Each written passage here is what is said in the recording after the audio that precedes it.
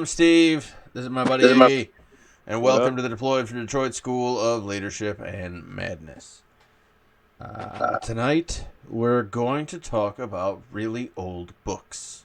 And some other stuff, too, because some other stuff has definitely popped up worth mentioning. But the first kind of key bit we want to get into is the trouble and... trouble's the wrong word because it almost makes you not want to get into it. But the work you're going to have to put into reading... yes, officer? It's my vape pen. Why would that be on a vape pen? That's the scariest sequence of lights to have on a vape pen. The cops are coming. Who wants that? Oh, you press it twice? Uh-huh. And good. Now, okay, I wasn't having a panic attack. So this whole setup is like for people who want to practice panic attacks.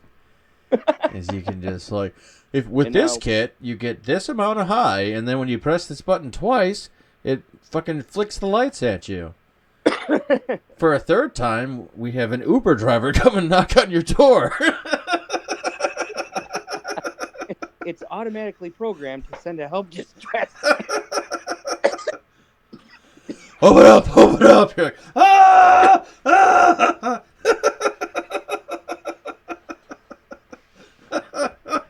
I think I'm on the third hit. We get Uber up here. They just send an Amish person with a wagon and a horse. Really? That'd be good. I think. There's Amish up here. Man, they can make a killing. Do you know how long that ride would take?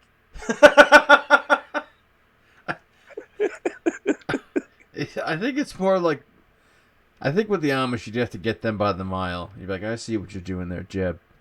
Slick I remember bastard. when I was younger, they had a fit because the government wanted them to put those triangles on their buggies because they're under 25 miles an hour. Mm-hmm. They like had a fit. I'm like, it's for your safety, fucktards. What? They didn't want their... Yeah, I they don't didn't want look like some kind of pussy. They want the government of the country they live in telling them, listen, all we want you to do is put this little triangle on your buggy so people can see you at night so they don't kill you. Yeah. We're trying to make sure you don't end up like the deer population. Yeah, right. I'm All surprised right. they haven't come out with Amish Lives Matter. Dude, those guys are they're nutty. They get violent with each other and shit. They just keep it Well, 1860.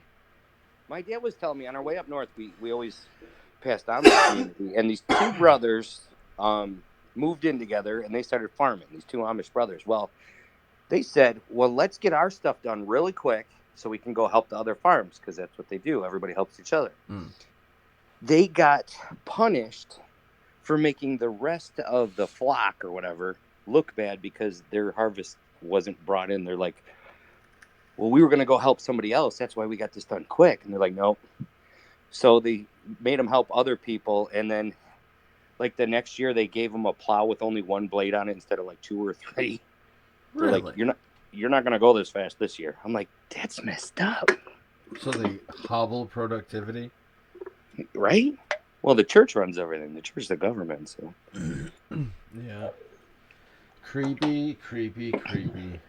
But I always find it funny, like, they can work, like, say I hired them to do a job. They can work off my power, or sometimes they'll work off generators at their house. Yeah. Okay? Or, like, they can't drive vehicles, but they'll hire somebody to drive them somewhere. I'm like, isn't that kind of hypocritical? I mean, if you're going to do it, do it right. Well, there's a lot of like orthodox loopholes in most religions who are like, we live in ancient times as they're texting somebody or right. Because there's like that Amish furnace company or whatever.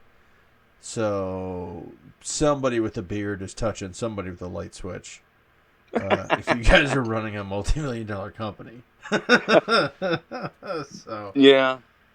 like, well, we use sticks to hit the switches, though. Oh, so you're just idiots. And you hit the Amish switches made less electric often than you heaters. can. That's not gonna work. Yeah, no. Yeah, they're those fireplace looking ones, aren't they? Yeah. I don't know how they work. I guess they work super good, but There's a little chicken inside there on a wheel. some creepy Amish magic. Well, first we put a curse on the wood. You're like, whoa! Whoa! We have to sacrifice 17 virgins, but it heats up quickly. Now, I know they may sound harsh, but have you ever been really cold?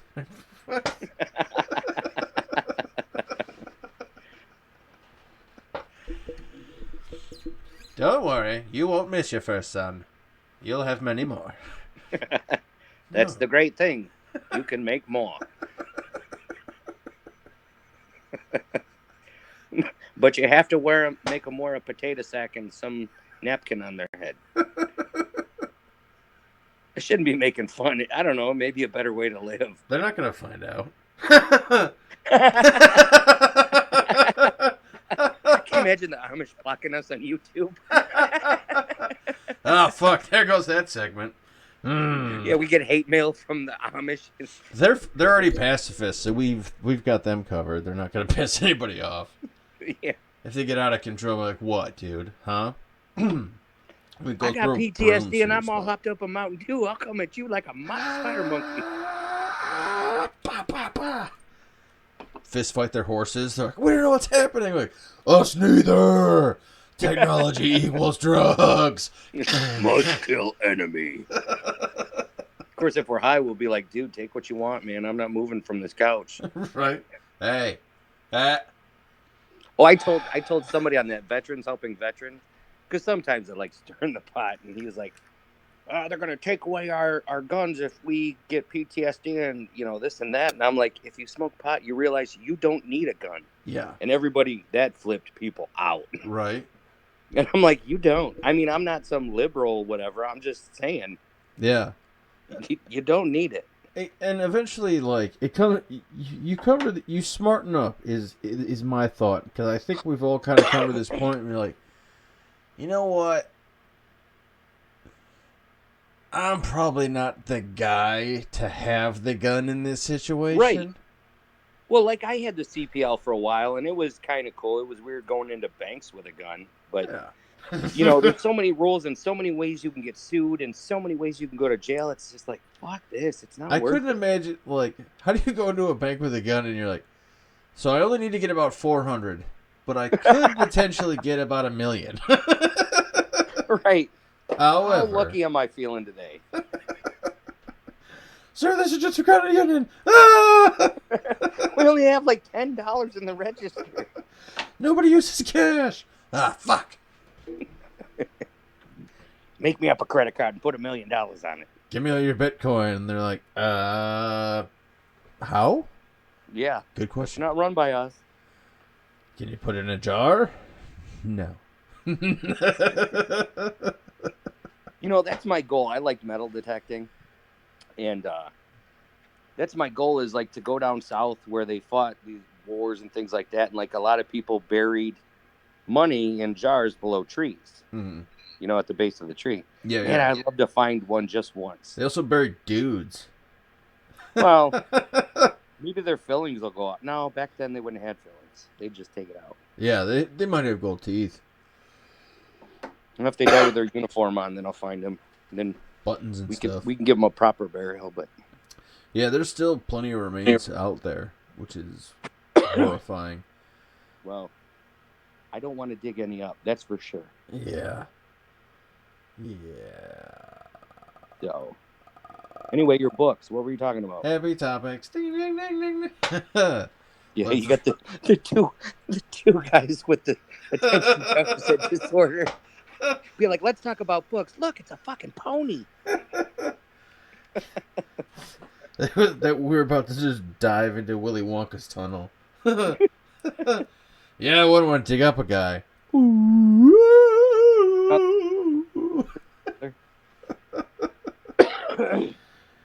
It's a lot like... So, pardon me coughing to the microphone. Blow your eardrums out. That's a bit of a dick move.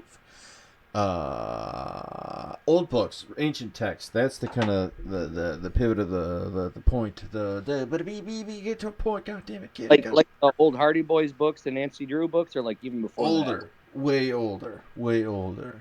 Like the oldest thing I've read is the Code of Hammurabi.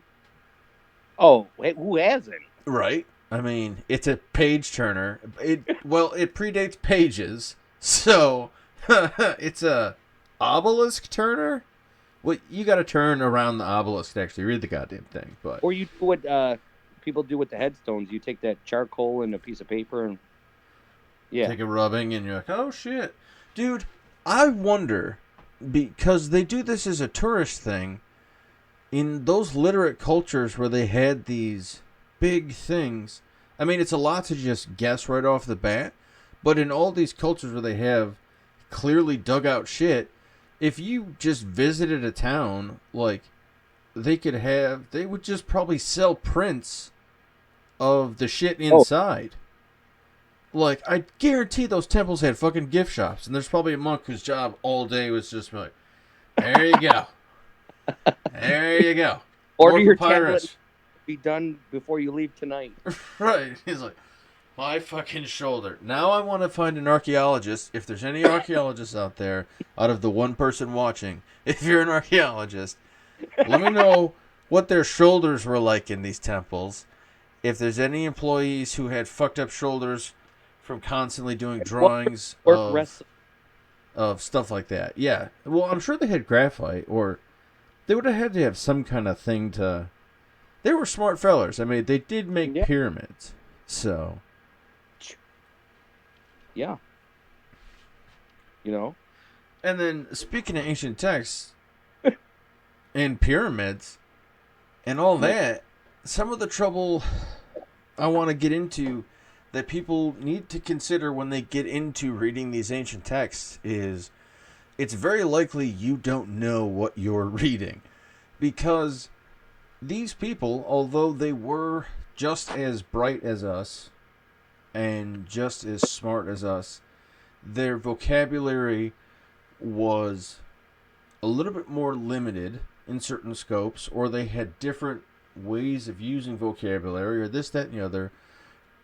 The long and the short of it is, most generations use language completely differently. The fact that you can understand your parents is a bit of a fluke. Like, it's just because you're the generation previous, but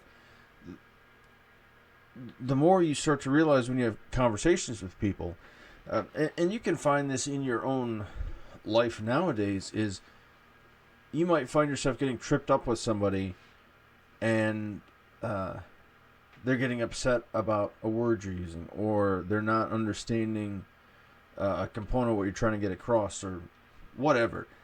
But the thing to look at is there could be a difference in the definition of the word you're using. And so when you're discussing a topic, if you're using a word that has one meaning to you and another meaning to another person, and although they sound the same and they can be used the same in both languages there, you're still saying two different things. And like, that's where that disconnect is. That's where people like have that. With your left hand in the desert, they tell you not to. Because to us it's just waving, but to them it's an insult. Mm-hmm. Right. It's that motion is still cataloged. It's just cataloged as something completely different. Right. And then it might be because there's other cultures where like showing your feet, the bottom of your feet is offensive, and that's not necessarily something we have cataloged in the West as a prominent thing. Like, we have the no shirt, no shoes policy, but for the most part, like, if somebody's barefoot, you're not like, what the fuck? But in some cultures, they're like, it's a big deal, man.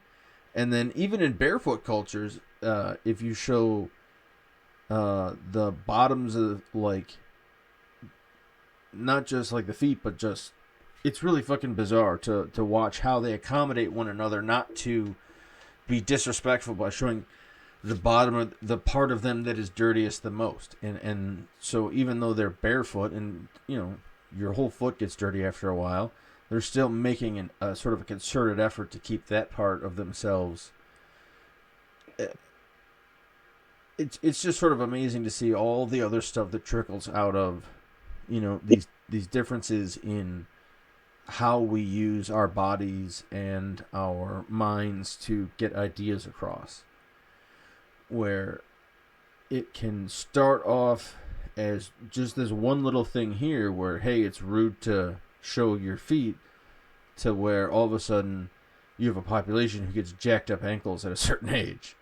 And then, but then those people need more, the elders get out of the work cycle earlier, and then the younger people are put in charge of the work cycle earlier, so then wealth is put into the hands of the younger earlier. So by accidentally hobbling their elders, they stay sort of, they don't necessarily get to progress because they're constantly switching hands over in the same cycle, but like they're constantly, the wealth they have gets maintained. So it's weird. They've accidentally done a bunch of other shit on the side. Or that could be the reason why too. It could be somebody thought that might be, how do we get these old assholes to get out of the workforce? let's give them some weird shit to jack their knees up by the time they're 50 so they get the hell out of Dodge. And then we'll tell them God said it and they should put a button on it. Exactly. And so when you read ancient texts, it's important to understand the context around what you're reading. So unfortunately, when you go back and you read something like the Bible, or you read something like the Code of Hammurabi, or you read Gilgamesh, or you read the Viking Eddas, or anything in a different language, this is going to be kind of, even contemporary stuff in a different language. And even stuff that was written during World War II in the 50s, and the 60s, and the 70s. The language, the era of language we're in has a very narrow contemporary lifespan. The many of the words we use now are brand new or in brand new context. Come on, twerking hasn't been around for hundreds of years. Well, I remember that being in the 90s with who did the Twerkulator? I'm going to get beat up for not knowing that one. Twerkulator? No, the Twerkulator. It was, I'm going to Google it and get those boys credit. But Miley knows who they are. She's a smart kid. She actually gave those boys credit too. Twerkulator. The twerk predates them, I'm sure. But, please tell me it has a Wikipedia page. I need to know that the Twerkulator has a Wikipedia page. That would make me feel so much better about just a lot of things. It's time for the percolator. It's time for the percolator. Oh, man. Yin Yang Twins. That's who it is. From when did the Yin Yang Twins put this out? Not that any of you need to know this as far as ancient text goes, but maybe this can help you understand the process of contextualizing shit. Because this is how I put most things in my head into order, and so it's weird that we're going through it this way. But if you want to understand where twerking is, start with what you know. And what I know is the Yin Yang Twins in the 90s, I believe. I'm trying to get that figured out. Here, I'll even go so far as to share the screen with you guys as we research twerking. This is where we're at tonight, Iggy. We're researching twerking, okay? So the Yin Yang Twins discography. Here we are, folks.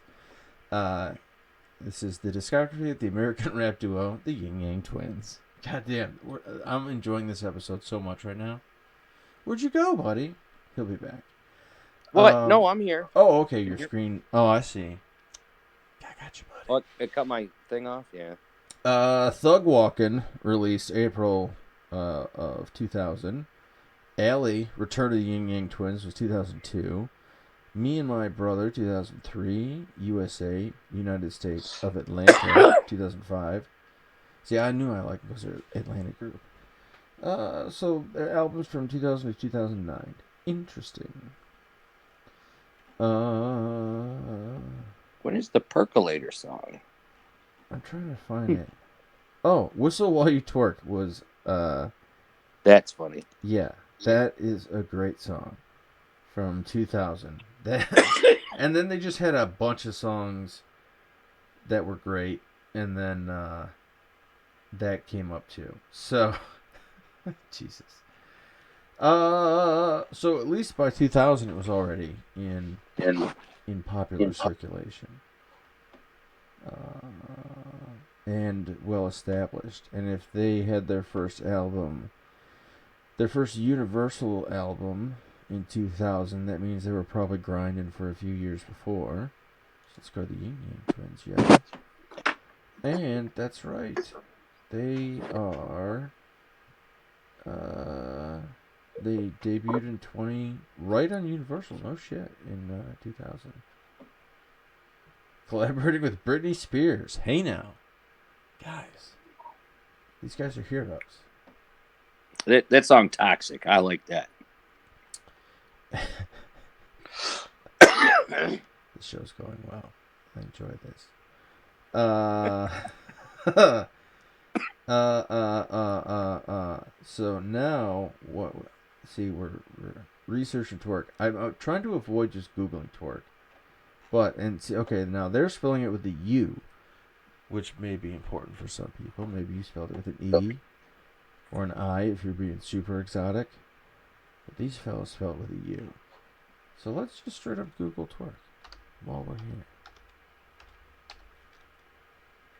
How the fuck did we get on this topic from Lakota Hammurabi? What? Now, let's say the tradition shaped by local aid and pleasure clubs. What is an aid and pleasure club? Or local... Oh, local aid club and pleasure club. Those are two disparate forms of clubs, my friend.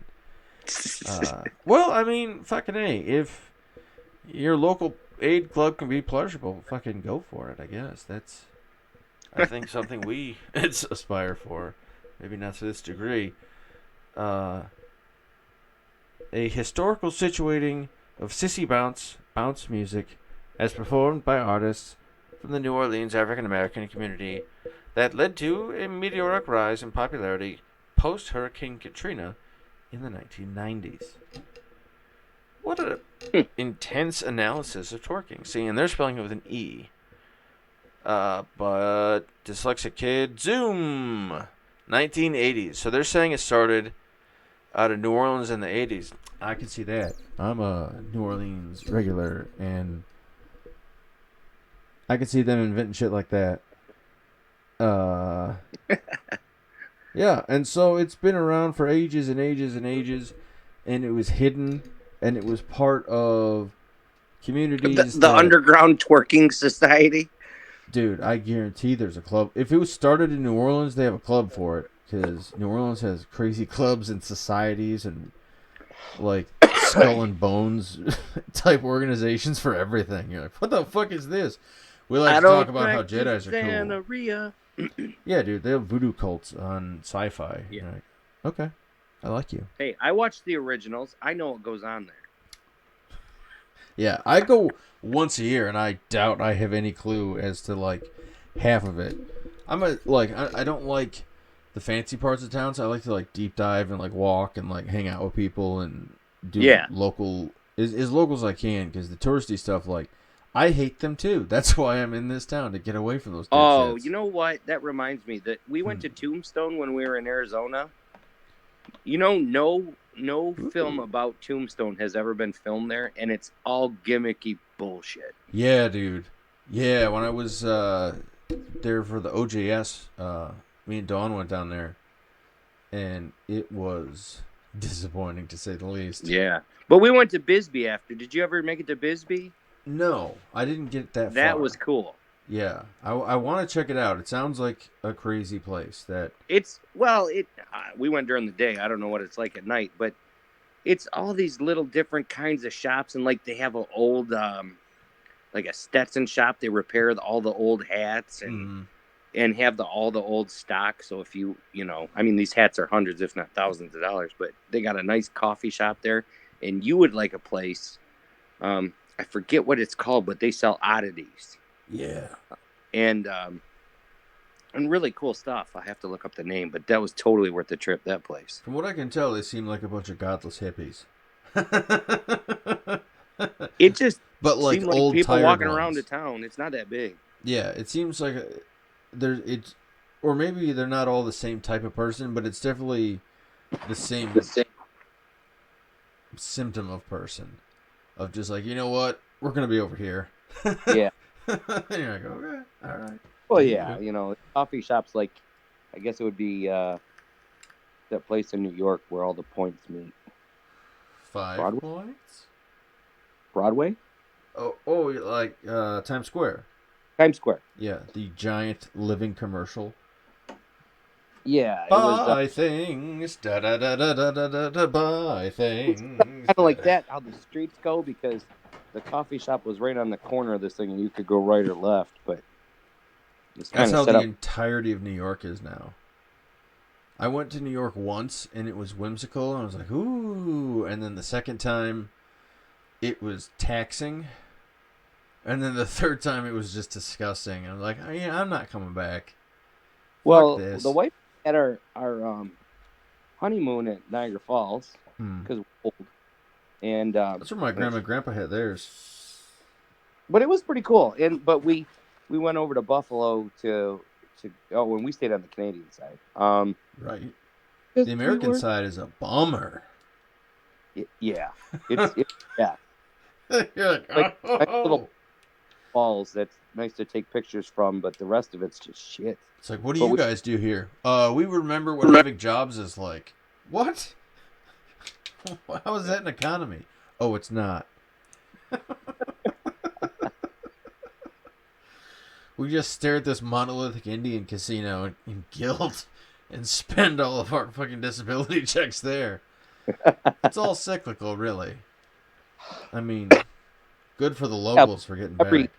Every state's got their shithole. Yeah, I guess we're just trying to dump ours off the edge. Poor guys, they don't mean so bad.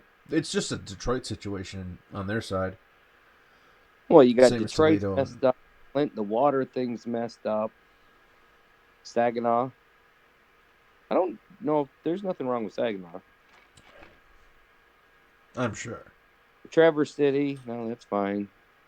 Yeah. Well, yeah, Traverse City's got the money. But the real big populated areas too. Yeah, any place there was a car company, it's just fucking. Mike lives in Bad. You don't hear anything going on in Bad Axe. The last thing that happened there was Sean Penn was making some movie there, and somebody told me that he wanted to go into Walmart, so they cleared Walmart so Sean Penn could go shopping in there. Like, they got all the customers out just so he could walk around and buy shit. I don't know if this is true, but that's what I was told. So you're like, I requested a private audience at Walmart. This is a good tie-in to the ancient text thing, because I'll tell you what, so much of ancient text is just shit something somebody else heard, like, because it's in most cases, especially with mythologies, especially with sort of prehistories, all of that has to be based on an oral tradition, and then somebody wrote it down.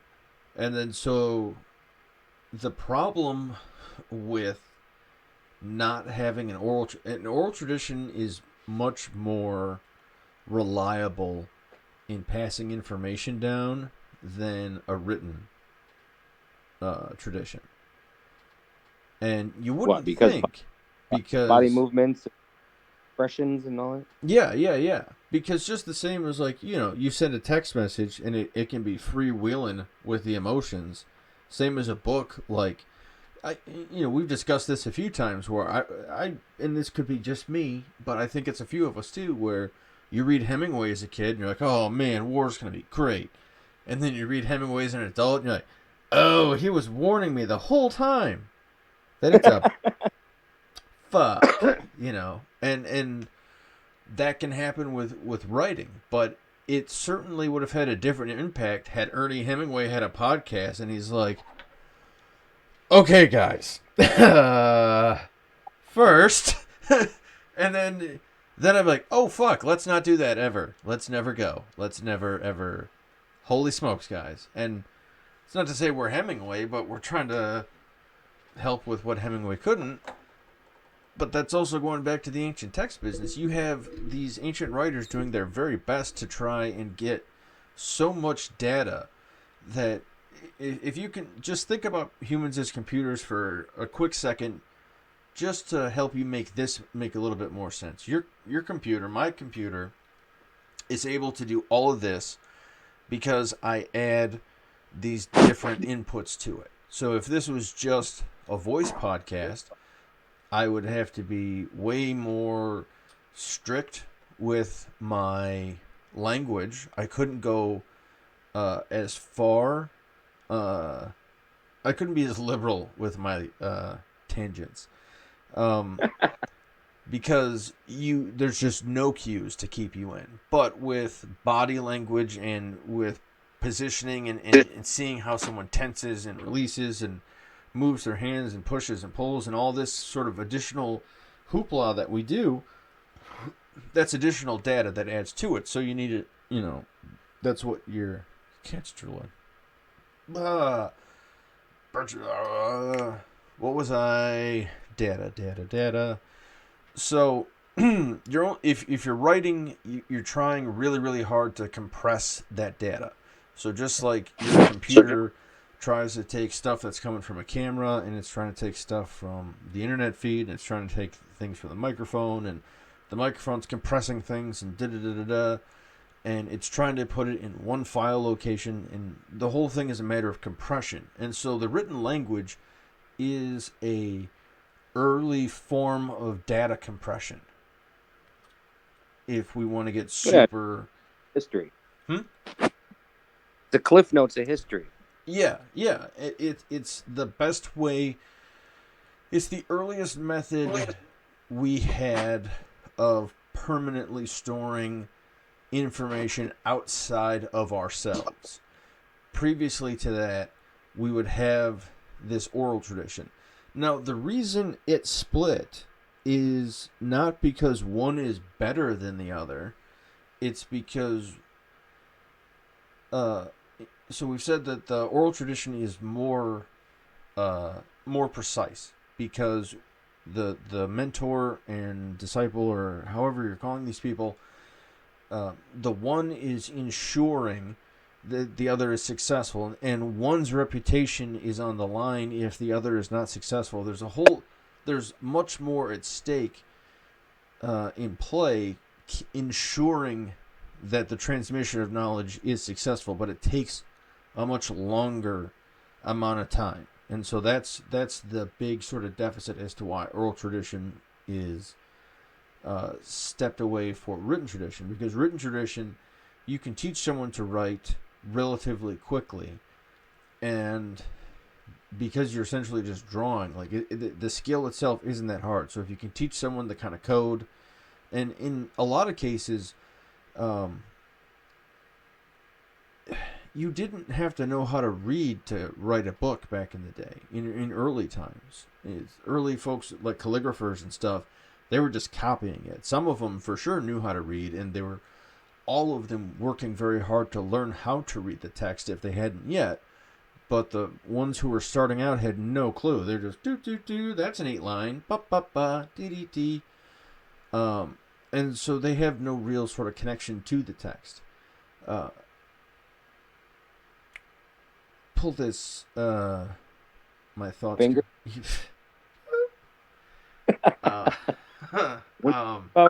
You're getting too serious. I know, buddy. Well, and so wait a minute. Yeah. I nothing against this, mm-hmm. but I'm saying, how does this benefit our viewers? What are you trying to get across? Because I understand what you're saying. Yeah. But what are you ultimately saying? Well, what I'm saying is there's definitely a lot of benefit in reading these old books. I use these old books every day. You use these old books every day. If you plan on being a leader, it is beneficial for you to read these old books. If you plan on being a human being, it's beneficial for you to read these old books because there is good knowledge that's kept in there. I guess the long and the short of it is like, without getting into the history of mythos and pathos, and if you want to know about that, go research about it, because I'd love to talk to you about it, but I'd also love for you to discover that too. Because these ancient texts, like, if you want to read the Bible, read it, because it will do great things for you. However, read about the Bible as well, and let that inform how you read the Bible, because then you'll understand the mythos, the pathos, the logos, the egos, all the things that once you start to understand, you'll see the sections that are meant to be literal. It'll switch cadence, it'll switch tense, it'll switch a lot of things. And it presents itself differently as a written element. And it says, this is how you build a boat. And then it goes into the poetic sections. And the poetic sections present themselves with a a meter to them, so that when they're read in their original language, so not the one you're reading it in, it's kind of has like a poetic sound to it and a bounce to it and a dee dee dee dee dee dee dee dee dee dee. So if you ever go listen to like the bar mitzvah stuff, I'm sure a lot of people have heard on TV and the Smash Mouth. yeah, Baruch Halatoy, or I don't know how it is, but it's written to sound good first because it's an oral tradition, so it's designed to sound good, and so it's written to preserve the sounds. Also, Hebrew doesn't have vowels, so good luck with that, fellas. And so the translation you're getting is these bits and pieces of, and it's a lot of homework to go into. You know, you got to read 18 other books to read the one book. Yes. But if you put in that effort of the little bit of homework, what you'll pull from those ancient texts will make you much more successful at utilizing them in your everyday life. And understanding the context of them, too, is I have plenty of modern atheist friends who just shit on everything wholesale for religion. And it's because they also are functionally illiterate in the subject. They know the language they know now in its contemporary context. And so they know God as God is presented on TV. But they don't know how God is presented in the Bible. Where God's not a dude. That's not a... It takes a minute. But if you do the reading, you'll figure it out. And then when you figure it out, you're like, oh, hey. And so many other things fall into place. So, let's make this... Let me boil this into something actionable that you can do. What we're going to start doing, and what you can do too, is on Netflix. So let me pull it up. There is a run of this series they did on PBS called The Power of Myth with Joseph Campbell. And Joseph Campbell is a bad mother. You wouldn't know it if you looked at him. But he... Let me see if I can show the... Why is Yahoo my thing? Sorry for the brief pause here, folks, as I pull it up. I want to make sure you can see it.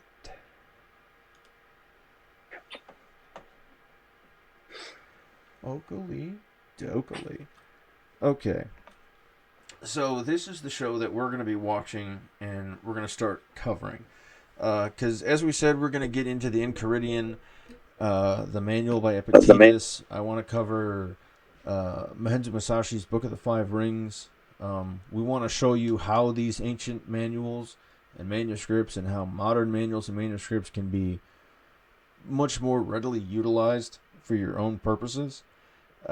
Joseph Campbell is a way less intense way into that, but he still has so many mind-blowing kind of moments for so many people. I love Campbell because he wrote something ages ago that I have been trying desperately to write for like 5 years, and then as I keep doing research and I get closer and closer and I'm getting the ideas sorted, and then I find his book Here with 1,000 Faces, and I'm like, oh, it's been covered.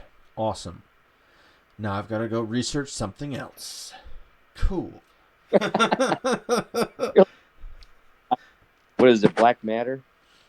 Did you ever watch that?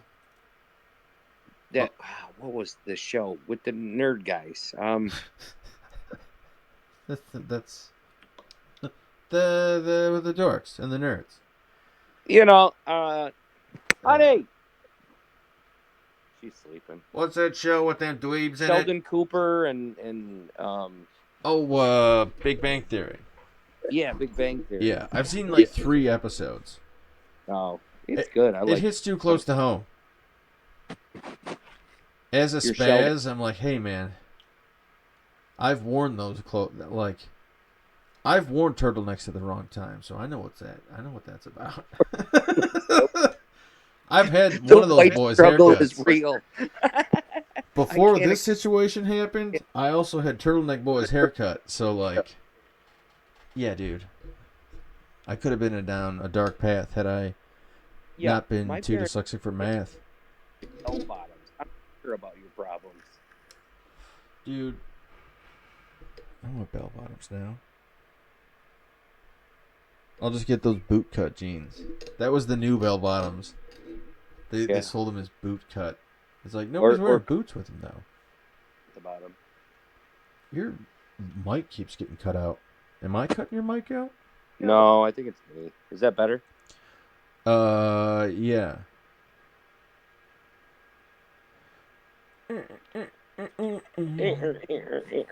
Okay, so back to this to remind everybody. Joseph Campbell, The Power Myth, with Bill Moyers on Netflix. Go check it out. If you don't have Netflix, I'm sure this exists in other sources. This is the quickest way to watch it all at once. I know it's on probably Amazon. YouTube.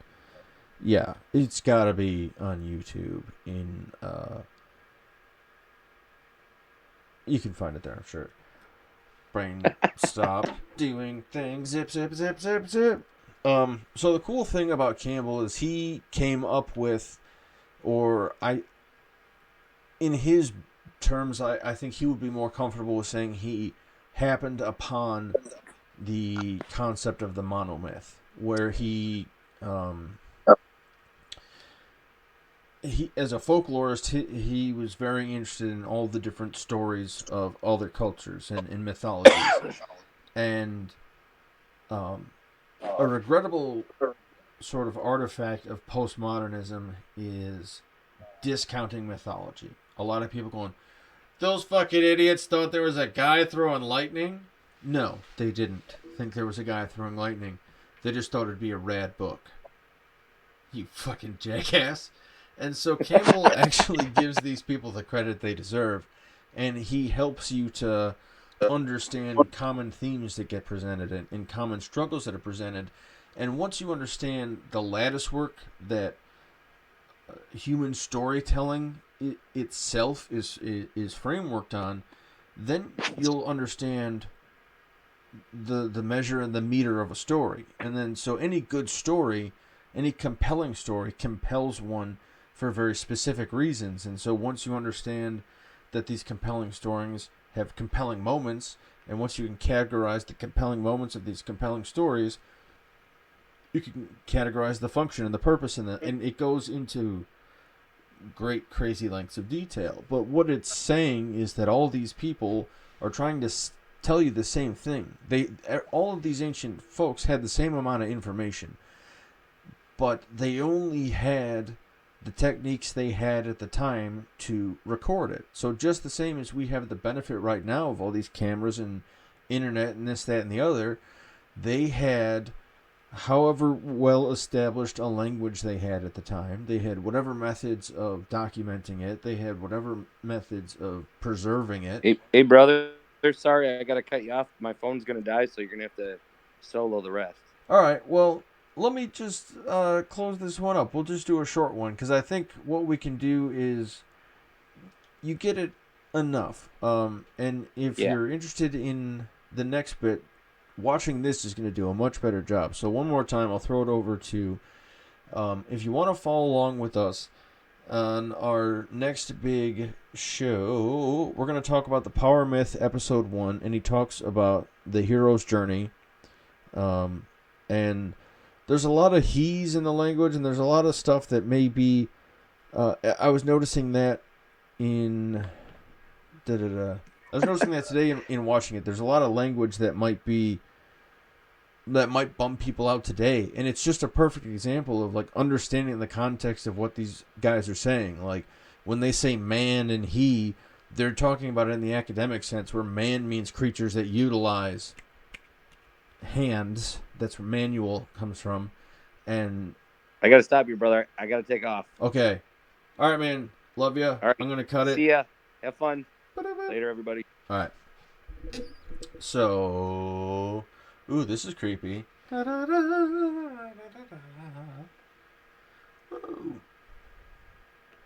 right, let me cut that off. All right, gang. So, we'll let tonight be a short night. We've had long nights and short nights, and we've had luck with both. Whole point of this one is definitely I'd like you guys to start following along into our conversations and we plan on going deeper into our conversations. And it's something you're definitely capable of, but it may require some work on your hand to come out of it unharmed. Because in order for us to talk about a lot of these topics, we need to be free with our ability to describe these topics and feel these topics and express these topics. And many of these topics are expressed well already in these ancient texts. But this practice of understanding what we've already discovered as a species will do things to you. And it's something that definitely solidifies in the warrior types, because we go to, there's pilgrimages for us to go to these ancient places and visit battlefields and cemeteries and connect to the history of the people who wrote the manual that saved our life, or who wrote the procedure that just made sure we got breakfast every day. You know, we have connections to these long lines of people who ensured not only did we read these books, but then we had the benefit of, we had the written text there, but we had the benefit of the oral tradition on top of that. And that's really the key that we'd like to see kind of pushed out in general, but it's the kind of experience we'd like to have with these next few episodes with you, is you have the written, but, we'd like to provide the come on language. Yeah.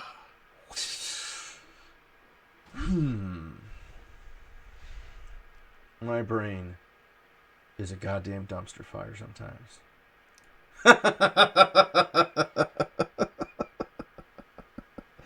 That's part of it too. I would love for you guys to go out and read this text or understand these topics a little bit more fully, because this is a mess. I can't be relied upon. I mean, no, that's a pretty fair assessment. I really can't be relied upon to be your source for this kind of stuff. I would love to be the one who throws you in that direction, but I can't be the one you come to. I can't be Socrates, but I could maybe be Plato.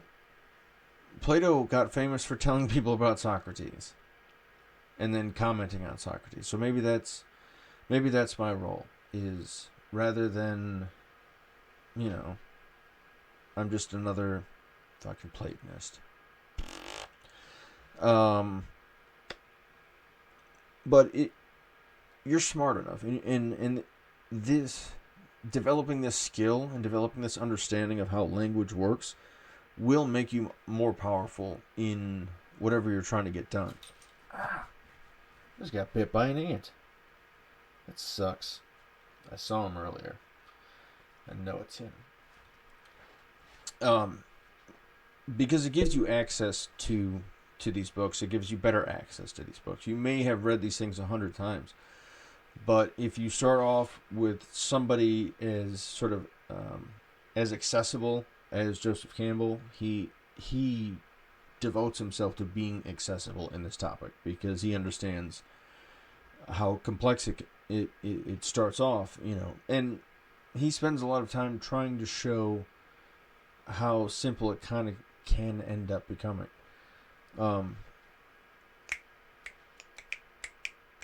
So I'm going to call it on this one. I think I've made whatever point I'm going to make. So if it isn't obvious, we could still use some help on the production side of things. I know we have a buddy working on a project we did previously, but it could very well be kind of like a one-off thing. But if he's into it, I may try to coax him into doing the whole thing. But otherwise, we could still use some editing help, some production help, some help with the website. Things are coming along, but we'd love whatever kind of assistance you can afford. It's been a great experience interacting with people and getting things done. So, I don't know. Apparently my brain is fizzling out. You can hear it as my blah, blah, blah, blah, blah thing happens.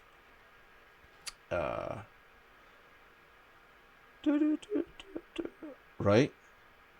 This part's entertaining. Okay. So, I'm taking a quick pause here. Edit mark. Let me put my thoughts together for you guys. I think that's part of my problem too. Then, if it is a problem, but I definitely owe it to anybody who is putting in the time to do this, to take the time to articulate my thoughts a little bit more clearly. So, I guess you probably wouldn't be bummed out if I take the half a second to slow my ass down and figure out what the hell I'm saying. Lessons learned, folks. Lessons learned. Alrighty. So, we were going to talk about the shootings that occurred in Texas and Ohio. But I'd like to wait on that one. I think that's something I'd rather put forward as a discussion rather than run myself the risk of trying to, or looking like I'm presenting an opinion. Because I definitely have thoughts, but I don't know that they're so hard and firm that they're opinions yet. But something all right. The worst day, my worst personal day was 2 killed and 7 wounded. I think that's what it was.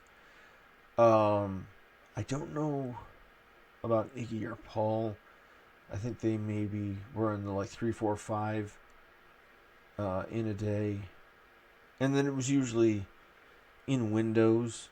Like it happened and then it wouldn't happen for quite some time. And then it happened and then wouldn't. And for me, it just happened the one time. Yeah. Yeah. Really. Jesus. So this 30-a-day shit, it's not normal. What's going on out there isn't normal. And I don't know what I have a hunch as to what the solutions could be. I have a hunch as to what the causes are. But it's such an intense topic that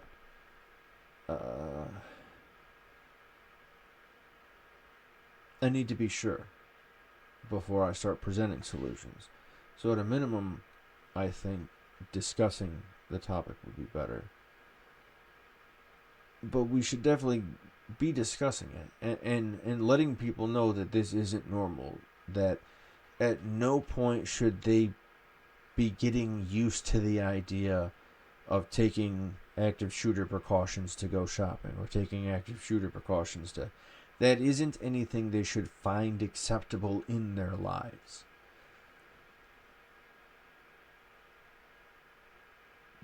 But what the fuck do we do about it? That's a hell of a position to be in. There's the mental health aspect of it, which I guess, but who knows if these two had been flagged ahead of time. They were young enough that they could have been missed, because mental health conditions, unless they're self-reported, have to be reported by the parents, and not all parents are willing to tell people they have a crazy kid, so they just say they don't act right, and they slap them around when they get out of control, and then boom. Their 20-whatever-year-old version goes on a fucking killing spree because they don't know how to explain that, it hurts this much. Which is all they're saying. But because they can't articulate these points through either lack of vocabulary, lack of experience, lack of environment, lack of something is preventing them from telling other people how much pain they're in and how confused they are about their role in society. I think that's the second big portion of it. They're very confused about what is required of them to be taken seriously as an adult in their social hierarchy. Because there's no official man day, because we don't have bar mitzvahs outside of the Jewish community, we don't have puberty rights, we don't have something saying like, now you are officially a man. You get like your driver's license when you're 18 or whatever. There's paperwork involved in becoming an adult, but there's never any recognition. There's never any like confirmation of it. And so not only are they testing, it's just bananas, all the like deep-seated crazy stuff that goes in there, but ultimately it comes down to being able to communicate how you're feeling and not being shit on for it. My guess is these guys probably come from places where talking about your feelings gets you fucking beat up, or very likely, I don't want to guess, but I mean, I am guessing, so that's exactly what I'm doing. So I guess I do want to guess. I sure shit don't want to say I know, but I would be pleasantly surprised if that wasn't the case. Like, if these guys came from straight up, like, if they came from normal homes, then it's for sure just plain old mental illness. But I think if this was how they were raised, that's probably how it was raised into it. Because that's the typical thing. There's these typical trajectories people go on. And to sort of like tie this back into, Joseph Campbell for the next few episodes we go into, and as we pull out these ancient texts, you'll start to realize that these ancient authors are dealing with the same problems as we are in a number of cases. The conditions around the problem are always different, but because human beings typically have the same needs, we have the same biological sort of mechanical needs, we have the same requirements to keep us alive, we have the same requirements to kill us, temperature, calorie intake, this, that, and the other. We have much of the same psychological sort of triggering mechanisms because of the shapes of the wires that carry those mechanisms. Because we're all using the same Black & Decker can opener, we can only open cans the same way.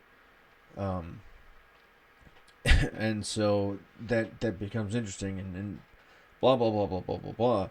These people just didn't have the access to science and the access to research and the access to the testing that we've had, the years of testing we've had to try these ideas out.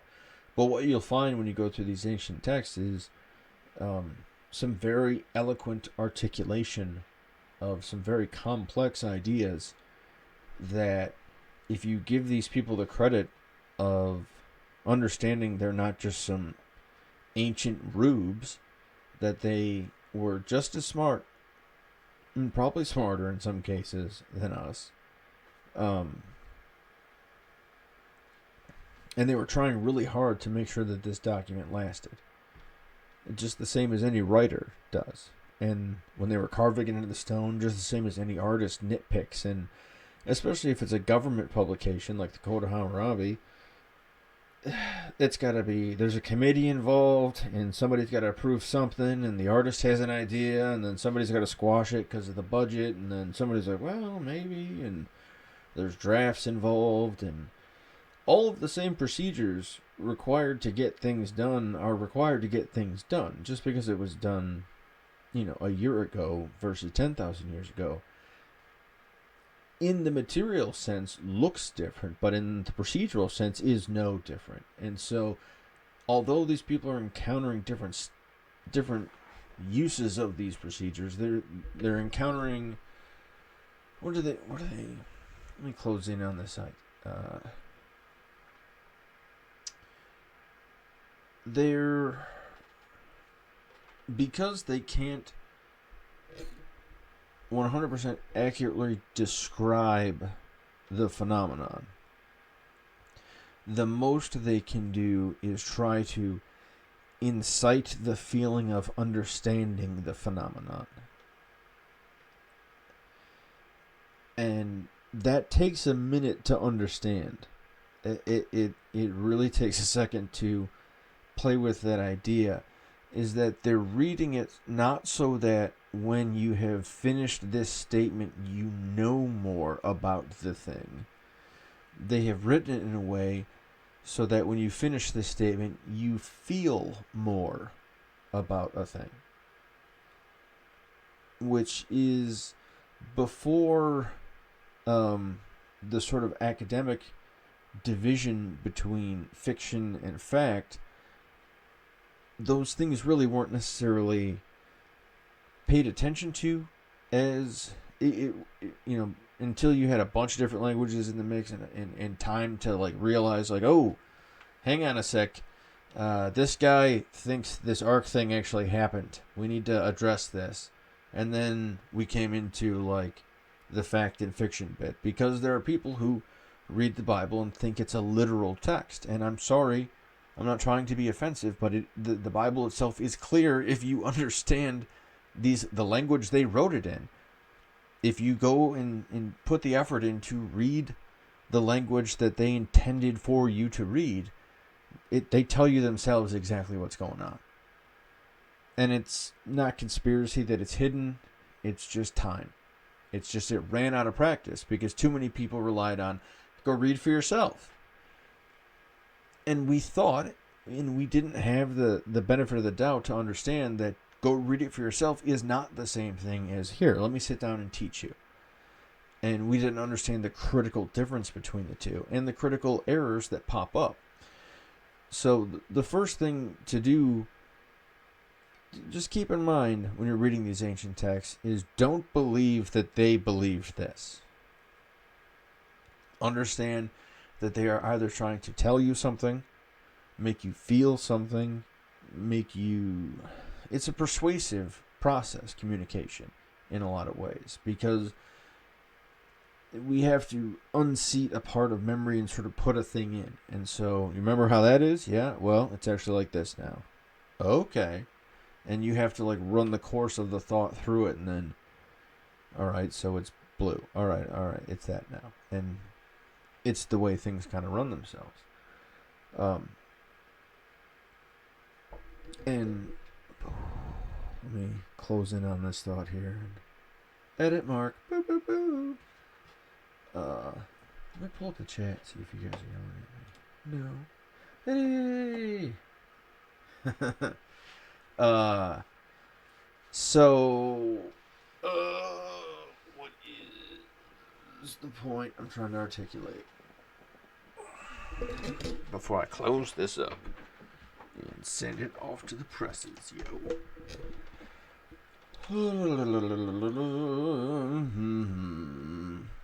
I think I've definitely beat that horse to death and then beat it some more.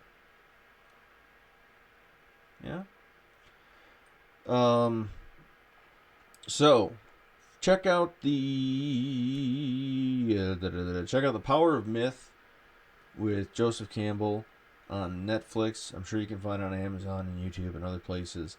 Episode 1 is about the hero's journey from the hero of 1,000 faces. It's a very good start. It's a very good start to understanding a lot of different books. And if you don't end up following the rest of the series, episode 1 is the one to definitely pay attention to. But I think once you watch the first one, you'll kind of need to watch the other ones. Campbell's very good at presenting information that way.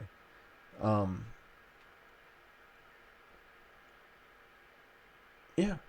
So I think that's it, gang. We'll try to talk about the news at a later time when we can articulate it a little better. But definitely keep in mind not normal, not anything to put up with. So we don't know what the solution is, but I'm sure talking about it will at least get us closer than not talking about it. Think about the ancient books that you are comfortable with already, the ones that you have. You read Beowulf in school? Have you read the Bible? Have you read the Quran? Have you read the sutras? Have you read Greek texts? Have you, like, what have you read? And what have you read that's actually based on these old things? Because a lot of stuff you've read is a copy of a copy of a copy. You know, read about what you've read, and you'll start to appreciate reading more. And as a dyslexic guy, I'll tell you that 100% that's the case, because I can't physically handle reading. It takes a lot of effort. I mean, I think 8 hours to finish 200 pages or something, and I had no idea. And then I had to take another 8 hours, and it eventually came to like 16 hours of it was like about 16 hours of reading before, like, of reading and rereading, before I got a 200-page book finished and understood in my head. It's a lot of work, and maybe that's why I don't mind putting in the homework, because it takes so much work on the front end that I'm like, well, I might as well figure out what the hell these guys are actually talking about. And so I don't mind doing that extra research, because that was kind of important for me too, because it helped me understand what I was reading. If I understood what the author was trying to say, then I was like, oh, okay, this is what we're talking about. And that was a helpful process for me. So I'm definitely trying to push this sort of skill on you as best I can. I'm definitely overselling it at this point, and please, dear God, editors, unite and volunteer. We love you. So let me cut it this. Yeah, we'll stop with this one.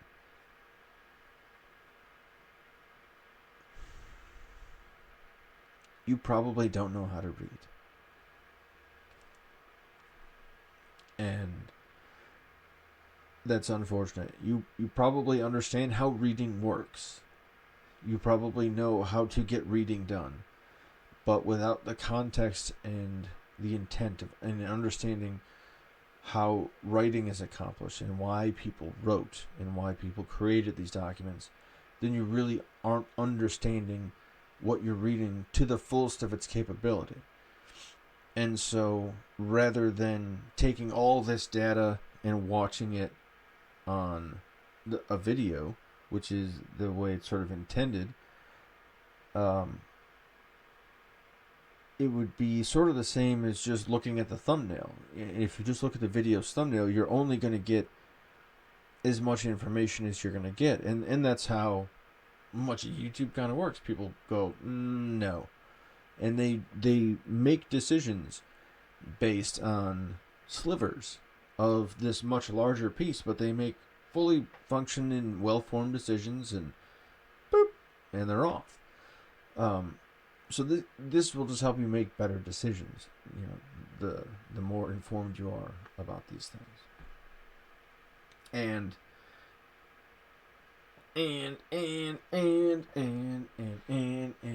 this one's gonna have like 4 views, and all the comments are gonna be boo.